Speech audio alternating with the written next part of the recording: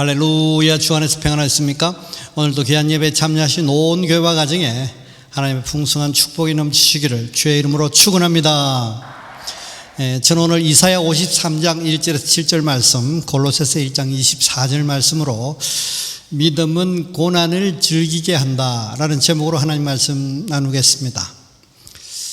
고난 그까짓 것 좀 당하면 어때? 신앙이란 그리스도의 남은 고난을 내 육체에 채우는 것이다. 이런 내용을 말씀 나누겠습니다. 고난과 관련해서 신앙은 양면성이 있습니다. 하나는 예수 그리스도의 고난의 그 은혜 때문에 우리가 회복의 은혜를 누리는 것입니다. 그러니까 그 예수 그리스도께서 고난을 당하시고 그 공로로 우리가 회복의 은혜를 누리는 것이죠. 또 다른 하나는 예수께서 고난 당하신 그 십자가 길을 따라서 가는 것입니다. 고난을 당하는 것이죠. 자처해서 고난을 당하되 즐겨 그 길을 가는 것. 이런 양면성이죠. 이것을 성경은 아주 고상하게 표현했습니다. 골로새서 1장 24절 말씀에 나는 이제 너희를 위하여 받는 괴로움을 기뻐하고 그리스도의 남은 고난을 그의 몸된 교회를 위하여 내 육체에 채우노라.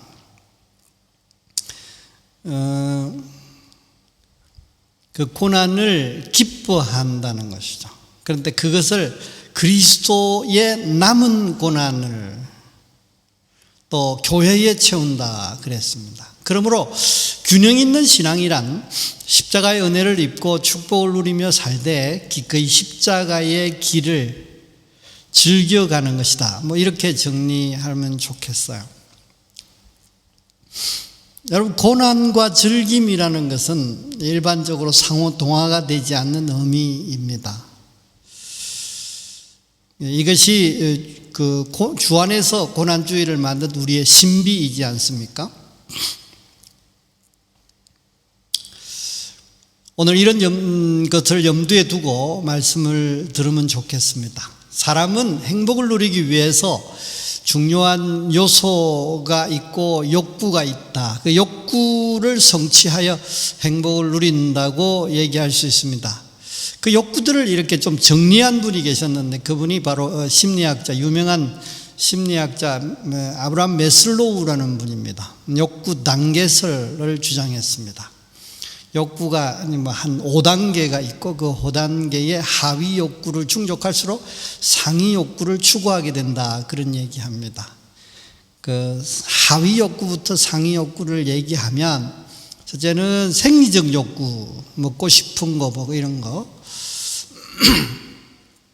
그다음 두 번째는 안전에 대한 욕구, 세 번째는 소속 및 애정에 대한 욕구라고 합니다. 그러니까 안정, 취업을 얻고 취업을 하고 건강하고 보호를 받고 그런 안정을 추구하면 그러니까 소속하고 싶고 또 애정을 받고 싶어 한다는 거죠. 그러니까 정서적 교류를 갈망하게 된다는 것입니다. 그 다음에 존경의 욕구입니다.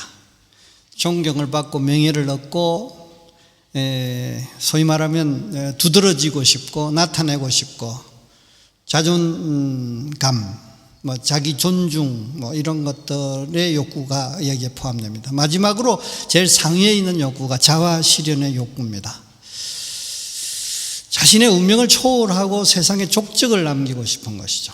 아주 등 따쓰고 배부르면 배부를수록 이제 상위 욕구를 추구하게 된다. 그런데 어쨌든 그런 구조보다 더 중요한 것은 이런 욕구들이 우리가 인간이 가지고 있는 욕구다. 그렇게 얘기할 수 있습니다.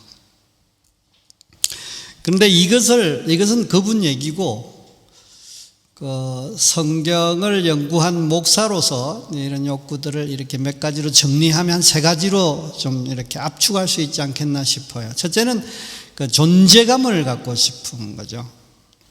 생존하고 있어 보이고 인정받고 존중받고.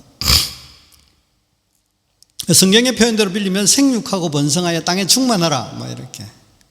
그러니까 많아지고 힘 있고 그것이 나타나고 소위 말하면 초라해 보이지 않고 있어 보이고 싶은 그런 모습들을 얘기할 수 있을 것입니다. 두 번째는 성취감이에요. 영향력을, 어떤 액션을 취하고 영향을 발휘하고 싶은 거죠. 그리고 열매를 얻고 소위 말하면 정복하고 자아실현하고 무시당하지 않고 멸시당하지 않고 그런 겁니다. 그런 것들. 그 다음에 마지막으로 한 가지는 안정감이에요. 좋은 평판을 얻고 싶고 유지하고 보존하고 관리가 지속되는 거죠. 그러니까 내가 건강하면 건강이 지속되고 내가 행복하면 행복이 지속되고 그걸 우리는 다스림이다. 그렇게 성경 표현을 빌리면 얘기할 수 있는 것입니다. 성취감은 정복하는 것이다. 그렇게 성경의 표현대로 빌리면 그래서 존재감 위에서 충만하고 싶고요. 성취감 위에서 정복하고 싶고 안정감 위에서 다스리고 싶은 거죠. 그게 성경을 빌어서 할 수 있는 저의 분석입니다. 이 욕구들이 충족되면 행복하고 좋습니다. 굉장히 좋은 거죠. 안 되면 행복 지수가 급격히 떨어집니다. 그래서 특히 이 부분에 자극을 받으면 사람들이 분노하는 거죠. 흥분하게 되고. 그런데 오늘 고난주일날 왜 이런 얘기를 하느냐 하면 고난도 이 욕구와 관련이 깊습니다. 이 욕구를 채우지 못하게 함으로 통해서 고난을 당하게 하고 이 욕구가 채우지 않으면 고난을 당할 수 있는 거죠. 이런 것들을 우리는 평생의 일상에서 경험하게 됩니다. 특별히 영성과 사역에 이거 굉장히 영향을 미치는 거죠. 생활뿐만 아니라 그렇다는 것입니다. 우리는 이런 경우를 어떻게 하는 것이 맞는가, 어떻게 극복하는 것인가, 어떻게 인식하는 것인가, 어떻게 대처할 것인가, 그리고 그 명분과 능력은 어디서 오는 게 올바른 것인가, 이런 것들이 우리에게 중요한 이슈입니다. 주께서 당하신 십자가의 고난 역시 이 문제들과 관계가 깊습니다. 그래서 오늘 본문을 통해서 주께서 십자가에 달리실 때에 그 짊어지신 구체적인 내용들 중에 구체적인 것을 나누게 될 것이고요. 또한 우리는 이 고난을 어떻게 인식하며 감당할 것인가를 나누어 은혜를 받으려고 합니다. 오늘 말씀으로 십자가 고난의 은혜를 누리고 또 고난을 기꺼이 감당하되 즐겨 감당할 수 있는 신앙 되시기를 주의 이름으로 축원합니다. 오늘 우리에게 주시는 축복의 말씀은 믿음은 고난을 즐기게 한다는 것입니다. 주께서 십자가를 지실 때에 초라함, 무시함, 오해를 받으셨는데 주께서 묵묵히 그것을 감당하셨기 때문에 그렇습니다. 그 명분과 능력으로 그 십자가의 은혜로 견디고 감내하고 더 나아가서 그 고난을 즐기게 한다. 이런 얘기를 오늘 우리 본문을 통해서 들을 수 있는 것입니다.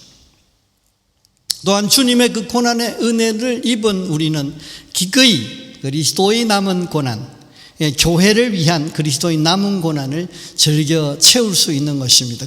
다른 말로 말하면 그리스도께서 복음을 전하시다가 이제 우리에게 사명을 맡기고 가시면서 복음을 전하여 세우는 것은 교회이지 않습니까? 그것을 위해서 남겨두신 고난을 우리가 기꺼이 담당하되 즐겨 담당하는 것입니다.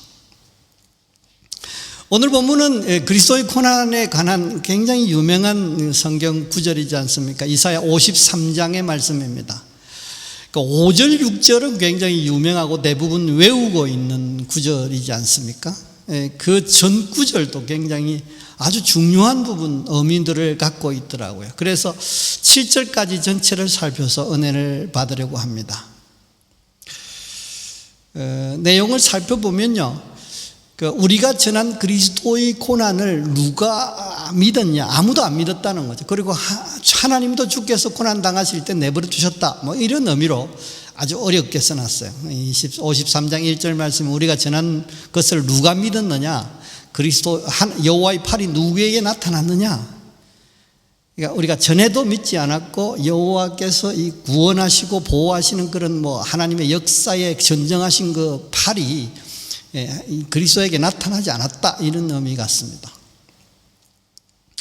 그런데 고난의 내용이 뭐냐? 그 고난의 내용은 초라함과 무시당함과 오해받음을 포함한다는 것입니다. 이게 아주 중요한, 제게는 굉장히 생소하면서도 아주 중요하게 다가왔던 것이죠. 53장 2절 말씀에 그는 주 앞에서 자라나기를 연한 순 같고 마른 땅에서 나온 뿌리 같아서 고운 모양도 없고 풍채도 없었는데 우리가 보기에 흠모할 만한 아름다운 것이 없도다.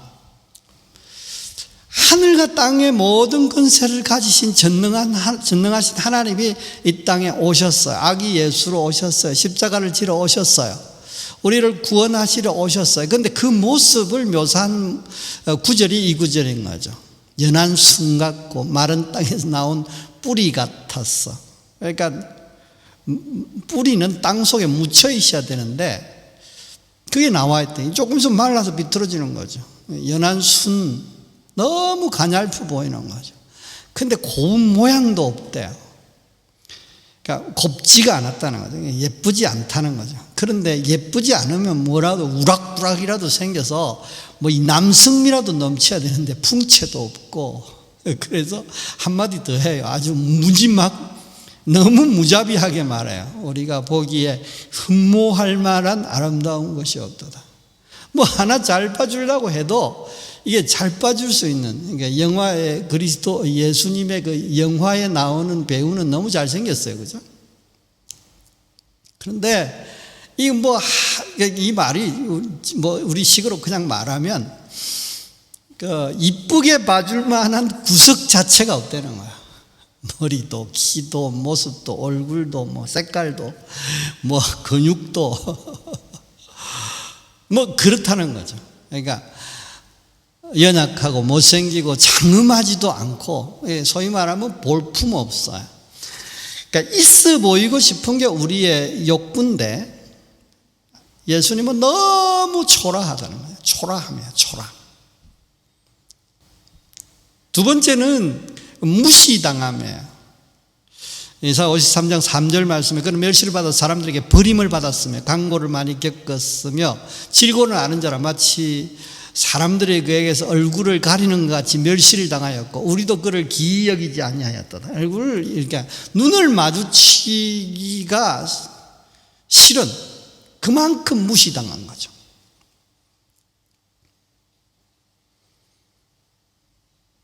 세세무국토록 영광을 받으실 그분이 거부됐어요. 얼마만큼 거부됐느냐? 뭐 슬픔의 사람, 질고에 익숙한 사람, 뭐 그러면서 이 얼굴을 가리는 것 같이 멸시를 당하였고 사람들이 그에게서 얼굴을 이게 생각해 보니까 소위 말하면 뭐 쳐다보지 않았다는 얘기야. 그리고 또 한 가지는 뭐 요즘 말로 말하면 왕따 당한 거예요. 그러니까 투명인간 취급을 당한 것입니다. 그리고 오해를 받으셨어요. 53장 4절 말씀, 그는 실로 우리의 질고를 지고 우리의 슬픔을 당하셨거늘 우리는 생각하기를 그의 징벌을 받아서 하나님께 매를 맞으며 고난을 당한다 하였노라 그랬습니다. 실제로 우리의 질고를 지고 주님은 슬픔을 당하셨는데 우리는 하나님께 그가 매를 맞아서 고난을 당했다. 그렇게 하나님 앞에 매를 자기 죄 때문에 맞은 것이다. 그래서 고난을 당한 것이다 라고 오해하는 거죠. 그래서 이 예수님께서 십자가를 지실 때 그가 찔림 우리 허물을 상하며 뭐 그런 거 굉장히 중요한데 그 이전에 그것과 함께 아주 중요한 부분들이 주님께서 십자가를 지시면서 우리의 이슈를 짊어지고 간 내용 중에 그 중요한 것이 이 초라함과 무시당함과 오해받음이라는 것입니다.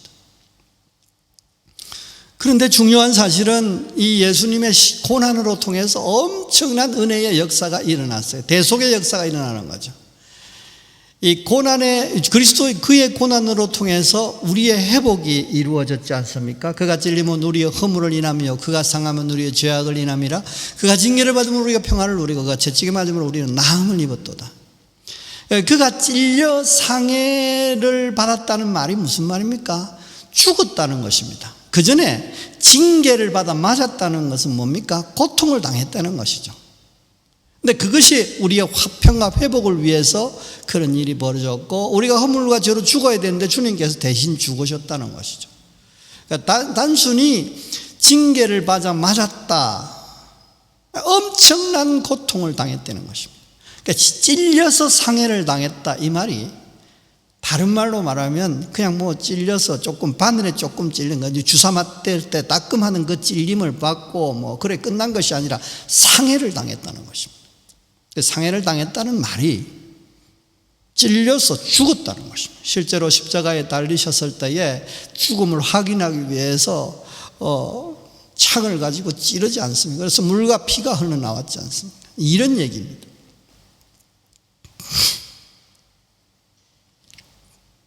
근데 우리는 다 양 같아서 그릇 행하여 각기 제 길로 갔거늘 여호와께서는 우리 모두의 죄악을 그에게 담당시키셨도다. 이게 무슨 말인가 하니까 6절 말씀이,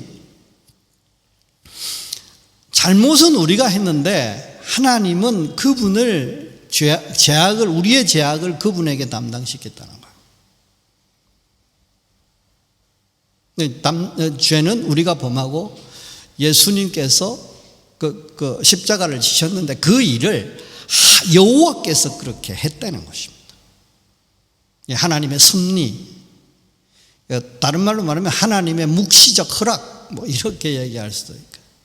자, 그런데 또 주님께서 그때 이 부당하다, 내가 죄를 지은 것이 아니다, 이 오해한 거, 이런 거 나쁜 놈들이다, 이거 좋지 않다, 이렇게 얘기할 수 있는 것이죠. 그런데 아무 자신이 기꺼이 당하십니다. 이사야 53년 7절 말씀, 그가 곤욕을 당하여 괴로울 때에도 입을 열지 아니하였으며 마치 도수장으로 끌려가는 어린 양과 틀 깎는 자 앞에서 잠잠한 양같이 그의 입을 열지 아니하였도다 그랬습니다. 그러니까 구차한 변명을 해서 풀려나려고 하지 않았다는 거죠.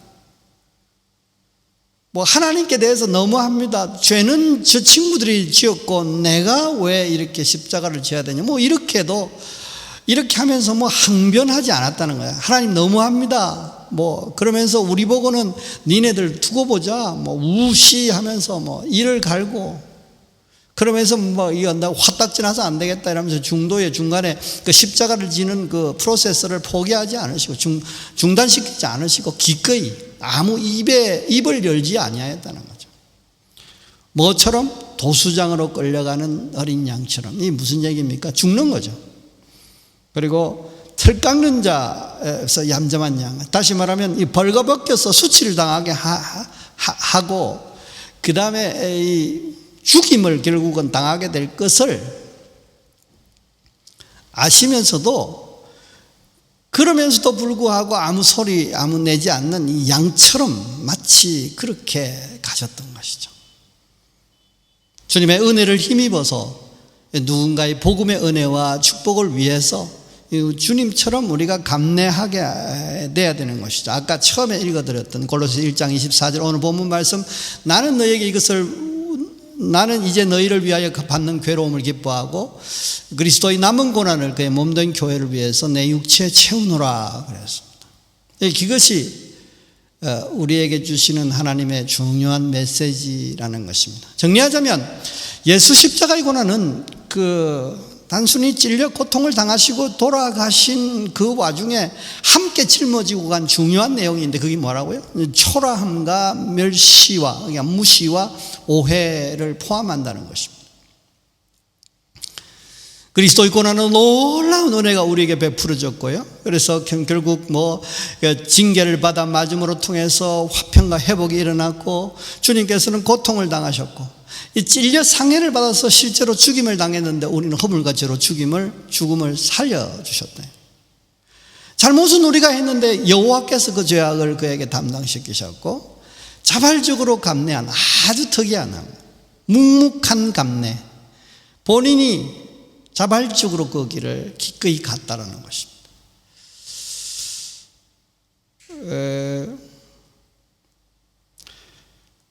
하나님의 묵시적인 허락, 또 이게 오해가 돼 잘못된 것, 그런 걸 다 짊어지시고 묵묵히 입을 열지 않고 털 깎는 자 앞에서 털을 깎이고 그 도살을 하려고 하는 그 자 앞에서 실제로 도살을 당하신 그 주님의 고난이 우리가 생각할 수 있는, 여기 본문에서 읽을 수 있는 고난이라는 것입니다.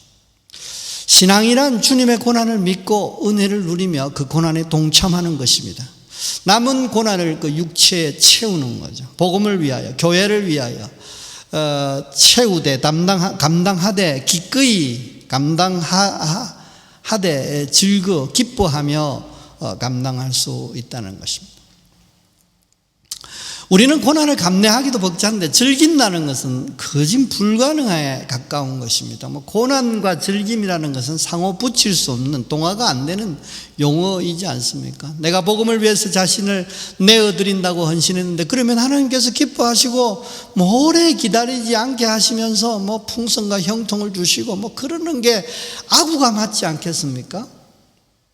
하나님 앞에 복음을 위해서 헌신하려고 할 때, 주님 앞에 헌신을 시도할 때에, 하나님 앞에 순종하며 기꺼이 나아갈 때에 하나님께서 기뻐하시지 않겠습니까? 그럼 박수 치시면서 복을 쌓을 것이 없도록 부어주시는 게 맞지 않겠습니까? 그렇지 않고 복음 고사하고 고난이 닥쳐질 때 이걸 이해하기란 참 쉽지 않은 것입니다. 그런데 하나님의 역사는 더디고 고난의 틀은 깊어질 때 우리의 인내의 한계를 경험하는 것입니다. 경제적 압박, 관계 어려움, 설상가상으로 건강의 적신호가 켜지면 사명뿐만 아니라 기본 신앙까지도 흔들리는 것을 우리가 경험할 수 있는 것이죠. 이때 없어 보이는 초라함, 이거 참 견디기 힘들어요. 좀 잘 입고 싶고, 좀 잘 보이고 싶고, 좀 뻐기고 싶고, 어깨에도 이렇게 어깨 힘도 좀 주고 싶고, 그렇지 않습니까? 목에 힘도 좀 주고 싶고. 그런데 그럴 수 없게 되는 것입니다. 주변의 무시가 예사롭지 않습니다. 거절합니다. 거부합니다. 소위 우리말로 말하면 씨알이 먹히지 않아요. 그러니까 리더십이 발휘되지 않습니다. 권위가 없습니다. 존재감도 없고 열매도 없는 것이죠. 우리 신자들끼리는 또 이해한다 손 치더라도 주변의 불신자들이 그 가족으로 있을 때는 참 그 체감도는 더한 것입니다. 이 멸시는 먼 곳에서부터 가까운 곳으로 점점 이렇게 그 범위를 좁히면서 강도가 세어져 오는 것을 경험하게 됩니다. 시간이 흐를수록 강도가 점점 세지는 것입니다. 자녀들이나 배우자들의 멸시가 제일 치명적일 수 있는 것입니다. 설상가상으로 더 참기 힘든 것은 오해를 받는 것입니다. 십자가를 진다고, 사명을 감당한다고 이렇게 고난을 자처해서 가고 있는데 당신이 무능해서 그렇다고, 당신은 숨은 죄가 있어서 그렇다고 주변에서 오해하면, 모함하면 참 힘든 것입니다. 이런 상황이 실제로 직면하면 참 감당하기 어렵습니다. 변명거리를 만들고 합리화거리를 만들고 도망갈 길을 찾는 것이 우리의 마음이고 모습일 수 있습니다. 그런데 예수 십자가의 은혜는 이 고난을 기꺼이 감당할 수 있게 하셨습니다. 예수 십자가가 있고 그 후에 부활의 은혜가 있어서 그렇습니다. 그래서 이것을 기쁘게 감당할 수 있도록 능력과 명분을 제공하는 것입니다. 그래서 즐기게 할 수 있는 것입니다. 주께서 십자가를 지심으로 고난을 당하시고 천국을 누리게 하셨습니다. 그 은혜에 감격해서 우리도 주님처럼 복음을 위해서, 교회를 위해서 이 고난을 기꺼이 감내할 수 있게 하신다는 것입니다. 고난을 당할 때 체휼하신 주께서 함께 하시며 도와주시는 것입니다. 히브리서 4장 15절 말씀에 우리에게 있는 대제사장은 우리의 연약함을 체휼하지 아니하는 자가 아니요, 요즘 구절에는 동정하지 않는 자가 아니요, 모든 일에 우리와 한결같이 시험을 받은 자로 돼 죄는 없으시니라 그랬습니다. 체휼했다라는 말은 몸으로 겪었기 때문에 공감하다라는 말입니다. 함께 체험하여 불쌍히 여기다, 이런 뜻이라고 합니다. 함께 겪으며 함께 공감한다, 이런 의미라고 합니다. 십자가를 지시면서 초라와 멸시와 오해를 체휼하신 주께서 우리와 함께 하시면서 우리가 능히 그 십자가, 우리의 내 몫의 태인 사명을 위한, 복음을 위한, 교회를 위한 십자가를 짊어지되 마음이 상하지 않고 즐겨 짊어질 수 있도록 하신다는 것입니다. 그래서 하나님께 대한 원망보다 상황이 좋지 않을 때에 그 귀한 상황에, 그 귀한 사역에 나를 사용하심에 감사하면서 놀라운 은혜가 이미 베풀어졌음을 또 기억나게 하시면서 그 십자가의 은혜를 힘입어 잠잠히 끝까지 감내할 수 있게 하신다는 것입니다. 사랑하는 성도 여러분, 십자가의 고난으로 통한 놀라운 은혜를 먼저 누리고 계신지요? 이거 묻고 싶어요.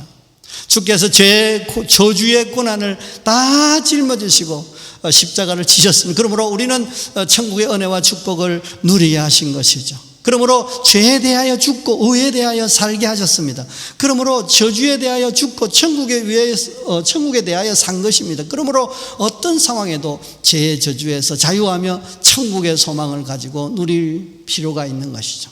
그런 누릴 필요가 있는 것보다 더 중요한 것은 누릴 수 있게 하나님께서 그렇게 역사하셨다는 것입니다. 죄의 저주의 잔재가 그럼에도 불구하고 남아있지 않습니까? 그러나 그것은 불법입니다. 그러므로 그런 잔재가 남아있는 것 같고, 그래서 우리를 공격해오고 우리의 평안을 앗아가고 우리를 저주 쪽으로 다시 이끌려고 하는 그런 시도들, 그런 정황들이 벌어질 때에 우리는 마음을 굳게 믿고 먹고 천국 소망을 품고 담대히 인생을 꾸릴 필요가 있어. 믿음으로 거부하는 거죠.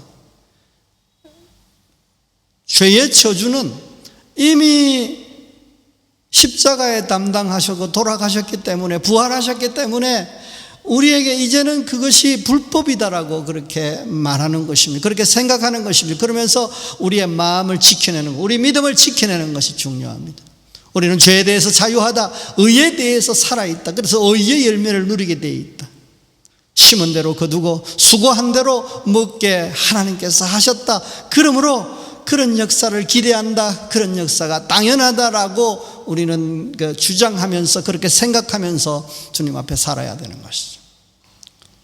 한 가지 더는요, 기꺼이 십자가 고난을 감내하고 계신지요? 여러분, 초라와 무시와 오해를 받을 때 어떻게 하십니까? 흥분하십니까? 붕괴하십니까? 그래서 공격해 버리시나요? 여러 사정으로 이제 공격하면 관계가 깨지고 앞으로 일이 걱정되어서 공격은 하고 싶은데 마음은 부글부글 끓는데 억지로 어쩔 수 없이 참아야 하는 그런 경우를 가지고 계시나요? 공격도 못하고 속으로만 억누르고 계시는지요? 이 둘 다 붕괴하는 것도 좋지 않고 붕괴를 억지로 참는 것도 좋은 방법은 아니라는 것입니다. 믿음으로 그 고난을 즐기는 것이 잘 감내하는 것입니다. 말이 어렵습니다. 말은 쉽지 실제는 어렵습니다.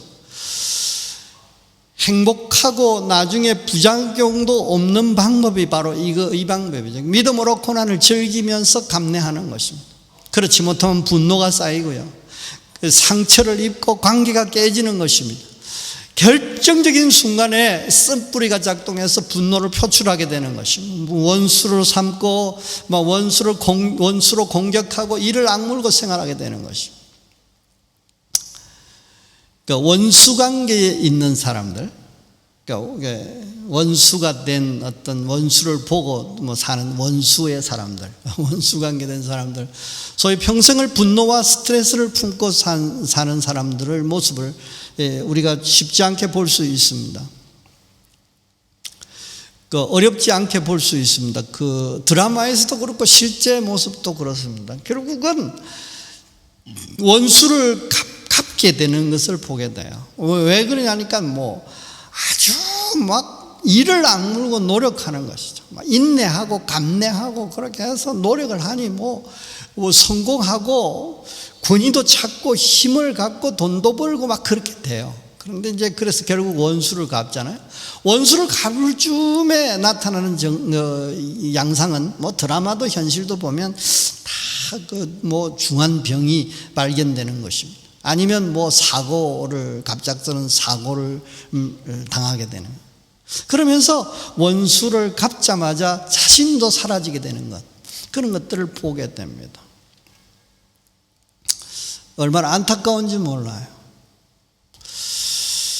우리가 잘 감당하는 방법, 부작용 없이 원수에 대해서 또 고난을 잘 감당하는 방법은 믿음으로 감당하는 것입니다. 주께서 이미 담당하시고 천국을 주셨다. 소위 이미 은혜를 입고 감당하는 것임을 인식하는 것입니다. 그리고 이것도 그리스도의 남은 고난을 감당하게 하시니 내가 기뻐할 수밖에 없다. 아주 가치 있는 귀한 일이다. 나의 사욕을 위해서 고난을 당한다면 뭐 그렇게 자랑스러운 건 아닐 수 있어요. 그런데 우리가 교회를 위해서, 복음을 위해서 고난을 당한다면 이 아주 가치 있는, 왜? 영원히 중요한 일이기 때문에 그렇습니다. 나의 작은 이 고난으로 통해서 지구촌의 어떤 누군가가 그 십자가의 은혜를 입을 수 있다면, 그런 위대한 일이 나의 이 고난으로 이루어진다면 좀 괴로워도 뭐 기꺼이 묵묵히 참고 끌려가고 뭐 깎이되 아우성치지 않고 주님처럼 감내하는 거죠. 그리고 또 믿음으로 감당할 수 있는 어떤 힘, 또 길은 체휼하신 주께서 함께 하시면서 감내할 수 있도록 도우신다는 것입니다. 고난을 당할 때에, 오해를 받을 때, 멸시를 받을 때에, 초라함이 우리에게 나타날 때 우리를 괴롭히는 실제는 외로움일 수 있습니다. 군중들은 막 와글와글하고 시끄럽고 이렇게 소란스럽지만, 그러나 그 군중 속에서 외로움을 가질 수 있는 것이죠. 그런데 체휼하신 주께서 함께 하시면서 감내할 수 있도록 도우시고 위로하시고, 실제로는 우리가 고난주일이지만 실제로는 부활하심으로 통해서 임마누엘이 가능하도록 역사하셨고, 그래서 우리 속에 시공간을 초월해서 함께 하시면서 돕고 인도하시는 것입니다. 수년 전에 개그 콘서트에 네 가지라는 코너가 있었습니다. 거기서 약간 뚱뚱한 김준현이라는 분이 있는데, 그 대사를 보면 뭐 세상은 왜 뚱뚱한 남자를 싫어하는가 뭐 이런 거예요. 근데 그의 마무리 멘트는 뭐 비록 자신의 몸은 뚱뚱해도 마음만은 홀쭉하다 뭐 이러면서 주장하게 되고, 그 다음에 박수를 받고 사라지는 그런 코너가 기억났습니다. 믿음으로 마음을 지키는 것이 중요합니다. 우리가 고난을 당할 때에, 특별히 고난을 당할 때 믿음의 마음을 기쁨으로 지키는 것이 중요하다는 것이죠. 잠언 4장 23절 말씀에 모든 지킬 만한 것 중에 더욱 내 마음을 지키라. 생명의 근원이 예수남이라. 마음, 생각, 이거 아주 중요한 것이죠. 믿음으로 어떻게 인식할 건가? 믿음으로 어떻게 앵글을 만들 것인가? 믿음으로 어떻게 초점을 가질 것인가? 관점을 가질 것인가? 아주 중요한 것입니다. 이 초라함이 우리에게 있어서 고난을 당할 때에 실제로 없어 보이지만 마음만은 풍성한 것입니다. 마음만은, 그러니까 실제로 없어 보이는 건 맞지만 마음만은 있어 보이는 것이죠. 무시함이 다가올 때 온 세상이 나를 무시해도 주께서 나를 귀하게 보신다는 것입니다. 전능하신 주께서, 영원한 주께서, 천지를 주재하신 주께서 귀하게 보시는 것입니다. 그러면 됐지. 회복이 있습니다. 하나님의 칭찬이 있으면 하나님 축복이 있지 않겠습니까? 오해함이 있을 때에 온 세상이 곡해해도 주께서 나를 이해하시는 것입니다. 그러므로 진정 그까지 고난, 그까지 좀 당하면 어때? 그것을 우리가 실행할 수 있는 것이죠. 세상의 온갖 고난거리, 초라함, 무시, 오해를 가져올지라도 마음만은 항상 기쁘다. 뭐 김준현이 말하는, 내가 몸은 실제로 뚱뚱해 보일지 몰라도 마음만은 홀쭉하다잖아요. 실제 고난이 닥쳐서 초라함이 바닷가의 파도처럼 밀려오고, 무시함이, 오해함이 다가와서 우리를 괴롭힐지라도, 그래서 실제로 고난을 당하게 할지라도 잠시 그게 영향을 받을 수 있지 몰라도 결국 주께서 함께 하셔서 우리의 마음만은 늘 풍성한 것이죠. 마음만은 항상 기쁜 것입니다. 그럴 수 있다는 것이죠. 그게 우리가 고난 주일에 생각할 아주 중요한 주제라는 것입니다. 실제로 초라함과 무시가, 오해가 이제 뭐 이렇게 해서 다가와서 분노가 일 수 있는 그런 조건 속에서 실제로 그런 상황에 직면했을 때에 오늘 이 말씀이 생각나면 좋겠어요. 그래서 분노하지 않고, 그래서 마음을 상하지 않고 수용하고 감내할 때에 오늘 말씀의 역사가 경험되어지는 것입니다. 그 절규 감당이 가능해지는 것이죠. 전천후로 행복을 누릴 수 있는 것입니다. 믿음으로 말입니다. 고난을 당해도 믿음으로 즐기고, 고난 당하지 않고 좋을 때는 좋아서 하나님 앞에 감사하고, 주께서 기뻐하시고 또 복음의 역사로 통해서 영광을 얻으실 주님을 생각하게 되는 것입니다. 이것이 우리가 그리스도인이 당하는 고난의 의미이고, 또 그 십자가로 통해서 고난을 지신 그 은혜가, 십자가를 통해서 고난을 담당하신 그 은혜가 바로 이 의미라는 것입니다. 이미 당한 고난으로 통해서 뭔가 마음과 영혼이 상처를 입은 부분에 대해서 치료받으시기를 바랍니다. 소위 말하면 이제 분노가 쌓여서 원수관계에 있는 어떤 사람들이 있다면 그 사람이 실제로, 그러니까 마지막에 실제로 그 사람이 공격을 했고, 그 사람이 말로 공격했고, 그 사람이 뭐 경제로 공격했고, 뭐 이렇게 해서 내게 데미지를 입혔고, 그래서 그 사람이 원수이집니다. 그러나 그슬로 올라가면 천지를 주재하시는 하나님이 계신 것이죠.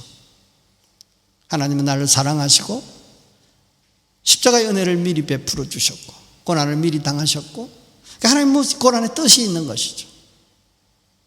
그러면서 그 사람을 용서할 수 있는 것입니다. 그래서 우리는 그런 관계에서, 고난을 당할 때 그런 관계에서 자유할 수 있는 거죠. 그렇게 예민하게 굴며 붕괴할 필요가 없는 것입니다. 십자가로 짊어지신 문제가 그 십자가로 다 해결하신 그 문제에 더 이상 끌려다닐 필요가 없는 것입니다. 괜찮다라고 말하는 것입니다. 괜찮다라고 생각하는 것입니다. 주께서 헤아리시고 회복시킬 것이라고 생각하는 것입니다. 이것이 지나간 고난으로 통해서 입은 상처, 영혼의 상처, 몸의 상처, 심적인 상처를 해결하는 방법인 것입니다. 신앙은 예수 그리스도의 은혜로 만사가 형통하기 전부터 만사가 형통해지는 상황과 또 그 이후에도 계속 전천후로 행복을 누리는 것입니다. 그래서 소위 말하면 이제 그 하나님의 역사를 사모하고 기다리는 그 순간도 기쁨이 가능한 것이죠. 소위 말하면 고난을 당할 때도 기쁨이 가능하다는 것입니다. 요새 주께서 제게 주시는 중요한 메시지 중에 하나는 교회가 부흥하기 전이나 교회가 부흥한 후나 상관없이 너는 행복하는 게 중요하다. 뿐만 아니라 온 교회가 함께 행복하고 전천후로 행복을 누리는 것이 중요하다고 하시는 메시지를 듣습니다. 사역과 사명의 길을 걷고 계시면서 이해할 수 없는 고난이 닥쳐질 때에, 또 그 고난이 쉽게 해결되지 않고 쉽게 물러나지도 않고 그 길어질 때에 우리는 하나님께 대해서 속 터진다고 얘기할 수 있는 것이죠. 왜냐하면 천지를 주재하신 하나님의 묵시적 동의를 했어요. 그래서 시편 33편 1절 말씀에 여호와의 어느 때까지니까 나를 영원히 잊으시나이까 주의 얼굴을 내게서 어느 때까지 숨기시겠나이까. 얼굴 좀 봅시다. 역사 좀 하시옵소서. 도대체 왜 침묵하십니까? 왜 불 꺼놓고 이렇게 만나주지를 않습니까? 보이지를 않습니까? 왜 역사하시지 않습니까? 그렇게 아우성치면서 하루에도 12번도 더 집어던지고 포기하고 싶었음에도 불구하고, 또한 하나님께 원망하고 하나님 왜 나에게 이러시냐고, 왜 하필 나냐고, 왜 이렇게 잠잠하시냐고, 왜 묵시적으로 승인하시냐고 그렇게 하고 싶은 거죠.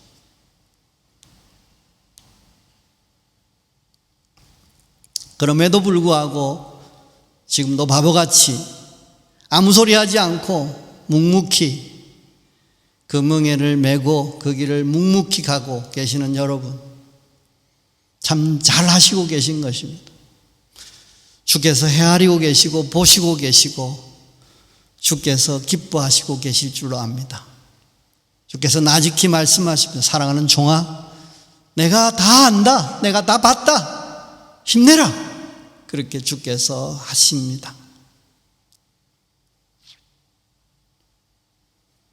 우리에게 고난은 우리를 쓰러뜨리려고 주는 고난이 아니라 교회를 위해서 그 그리스도인 남은 고난을 우리에게 채우라고 주시는 고난이라는 것입니다. 그러므로 우리는 그 십자가를 지시면서 고난을 짊어지고 가셨기 때문에 그 은혜 때문이라도 또 그 남은 고난이 있어서 우리가 그 중요한 위대한 사역에 쓰임받게 하시는 그런 명분으로 우리는 고난을 즐길 수 있다는 것입니다.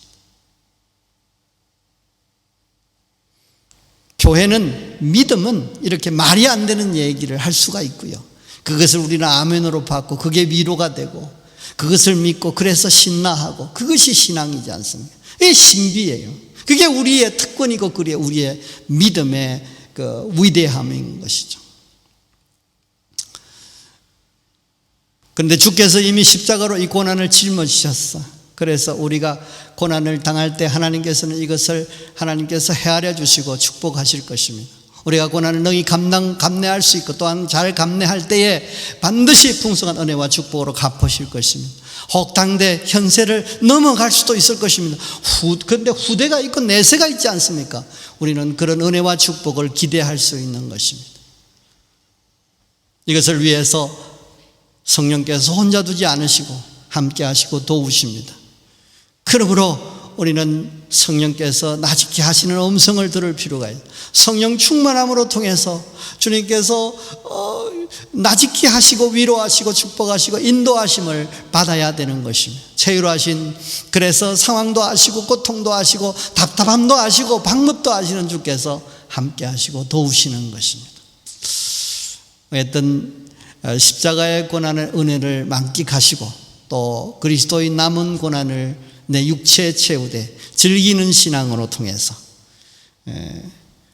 늘 행복한 인생 사시기를 주의 이름으로 축원합니다. 기도하겠습니다. 살아계셔서 역사하시는 하나님 아버지, 하나님께서 십자가를 지시면서 우리에게 우리의 모든 질고에 또 저주를 담당하심을 감사합니다. 그리고 난 다음 우리에게 복음을 위한, 교회를 위한 그리스도의 남은 고난을 맡겨주셔서 감사합니다.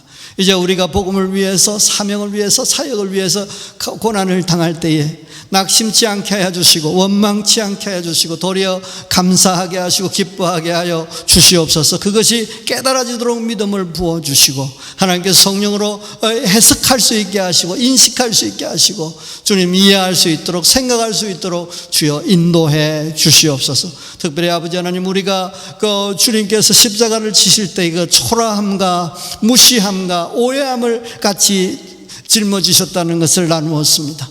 아버지 하나님이여, 이때까지의 삶 속에서 그 초라함이, 오해함이, 또 무시함이 다가올 때 붕괴하셨습니다. 참지 못했습니다. 아버지, 충동적으로 행동했습니다. 아버지, 이제는 앞으로 주님 이것을 감내하게 하여 주시고 다가왔을 때 수용하게 하시고 여유를 갖게 하시고 즐겨 감당하게 하시고, 그러므로 통해서 주님 행복할 때도 행복하게 하여 주시고 고난을 당할 때도 즐길 수 있는 그런 신비를 경험하는 인생 될 수 있도록 복을 다하여 주시옵소서. 이제는 주 예수 그리스도의 은혜와 하나님 크신 사랑과 성령님의 역사하심이 오늘도 주께서 십자가를 지실 때에 초라함과 무시함과 오해함도 함께 짊어지셨다는 그런 말씀을 듣고 그럴 때에도 기뻐하며 즐겨 감당하기를 소원하는, 그래서 성령의 도우심을 구하고 체휼하신 주님께서 함께 하심을 믿고 그런 은혜를 누리며 천천으로 행복을 만끽하며 원수 만들지 않고 서로 격려하며 섬기며 세워주는 삶을 살기로 원하는 온 식구들 머리머리 위에 가정 위에 사업 위에 직장 위에 이제부터 영원토록 함께 있을지어다. 아멘.